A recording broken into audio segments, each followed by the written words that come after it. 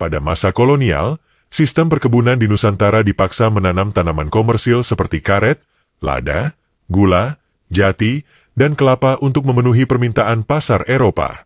Meski sistem kolonialisasi sudah dihapus, tapi rasa kolonial itu masih tertanam dan melekat kuat di otak kita hingga kini. Negara kita sekarang ini memiliki 13 juta kebun kelapa sawit yang setiap tahun berproduksi sekarang ini kurang lebih 46 juta ton. Presiden Prabowo Subianto beberapa waktu lalu menyatakan Indonesia perlu menambah penanaman kelapa sawit tanpa takut dinilai membahayakan dan menyebabkan deforestasi. Saya kira ke depan kita juga harus tambah tanam kelapa sawit. Rencana akan ditambah lagi luasannya antara 10 sampai 20 juta hektar. Banyak di antara kita yang tidak tahu bagaimana praktek cara menguasai lahan yang luas itu, dan seperti apa nasibnya para pemilik lahan dan buruh di dalam perkebunan sawit raksasa. Jadi saya bayangkan ya, ada sebuah proyek namanya Food Estate di Merauke. Itu dialokasikan 6 triliun cetak sawah, irigasi, dan jalan. Panjang jalan 150 km. Tahu apa isinya sepanjang 150 km? Kebun sawit 425.000 hektar. Gila nggak? Jadi jangan dikira food estate-nya yang dikejar, kagak. Yang dikejar tuh kebun sawit. Industri perkebunan sawit dilaporkan menyerap tenaga kerja. Namun angka pasti mengenai jumlahnya beragam satu sama lainnya. Berdasarkan angka tertinggi tercatat sebanyak 18 juta tenaga buruh, dan setengahnya berstatus buruh harian lepas.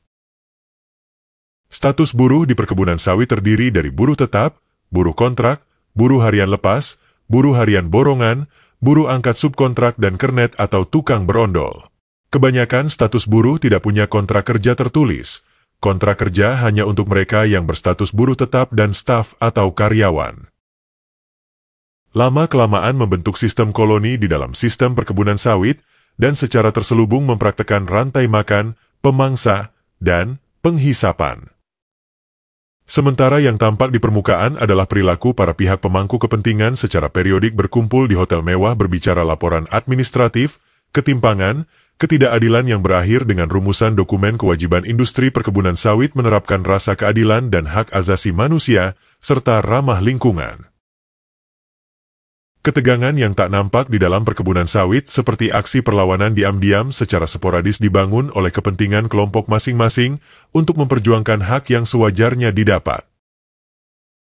Hampir tidak ada pilihan, dengan acara apapun penduduk desa dan buruh untuk bisa mengubah pola hubungan mereka dengan pihak industri perkebunan sawit, dan bentuk perlawanan secara terbuka mereka sangat terbatas. Kaum buruh atau petani penggarap yang melihat dirinya dirampok, atau hanya dibayar rendah, berusaha untuk mendapatkan bagian tambahan dari kekayaan perkebunan yang menurut mereka seharusnya menjadi hak mereka. Protes secara terbuka kelompok buruh yang tidak puas seperti memblokade atau membakar pabrik, yang merupakan titik kritis perkebunan dan tempat di mana para pengunjuk rasa memiliki pengaruh yang paling besar untuk bernegosiasi dengan pihak pemangku kepentingan dan pihak pengelola. Para pemilik lahan yang tergusur mencuri buah untuk mendapatkan kompensasi atas tanah yang mereka hilangkan. Tidak jarang kelompok masyarakat menggunakan segala kekuatan yang mereka miliki untuk mengambil apa yang mereka bisa.